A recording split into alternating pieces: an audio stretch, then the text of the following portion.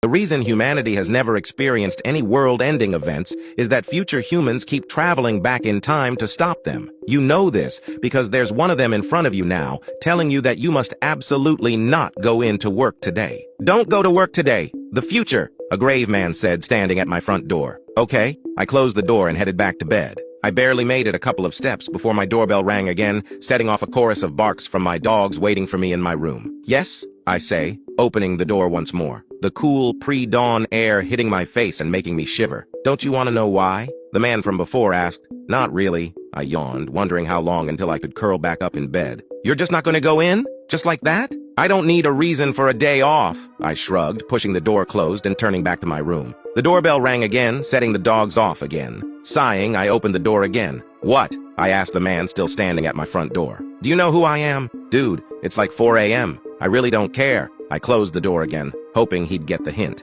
Moments later, the doorbell rang again. What? I told you I need to talk to you. And I said I don't care. Look, if I let you in, will you stop ringing the doorbell and let me sleep until at least 7? You're going to let a total stranger into your home? You're the splitting image of my father. You must be relative. Now come in. Make yourself at home and don't talk to me until at least 8. You said 7 before. And if you keep talking, I'll change it to 9. I turned away, leaving the door open to allow the man into my home. 4 hours later, I emerged from my room feeling much more refreshed and grateful. This random relative demanded I take the day off work. You're up, the man greeted me in the kitchen with a cup of hot chocolate. You're still here, I grunted. Of course I am. I have until this evening until I have to return to my time. Your time? Yes, I am your descendant. I am from the year 2524. I burst out laughing at the man's claims when he pulled out a small card that he placed on the table. A high-definition hologram projected from the card. The hologram began showing an array of pictures, all desolate wastelands, all vaguely resembling areas where I grew up and currently live. What happened?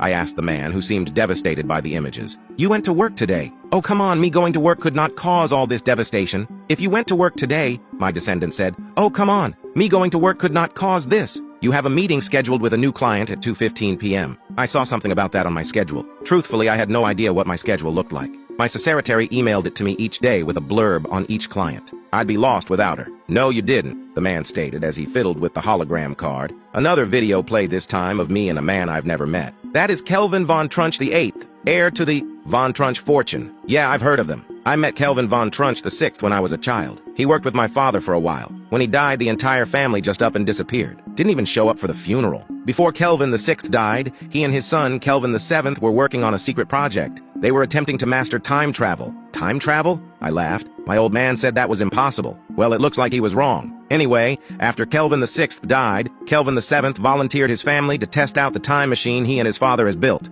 Only thing is, they'd messed up the maths. Forgot to carry the 1. The whole family has been caught in a time loop ever since. So what's Kelvin VIII doing at my office then? He managed to break a 12-hour gap in the loop and get back here. And what do I have to do with this all? I asked. The man in front of me rubbed his eyes, clearly wary of my line of questioning. Your father's research, the man started. If you go into work, you'll have your meeting with Kelvin von Trunch VIII, and he'll convince you that your father's research holds the answer to saving his family from the time loop. Will it? Yes, but you can't. If you save them, bad things will happen. If you save the von Trunch family, then you will be responsible for those desolate wastelands you saw earlier. Oh, come on. I've met some of them. They're not that bad. Time loops change people. No one comes out of a time loop without a soul full of evil. Okay, but you said Kelvin VIII is only here for 12 hours, right? So why do I need to know all this stuff? You said don't go work. I said okay. By tomorrow, Kelvin VIII will be back in the time loop. Why do I need to know all the villainous backstory? Oh my God, you are more obnoxious than the history books give you credit for.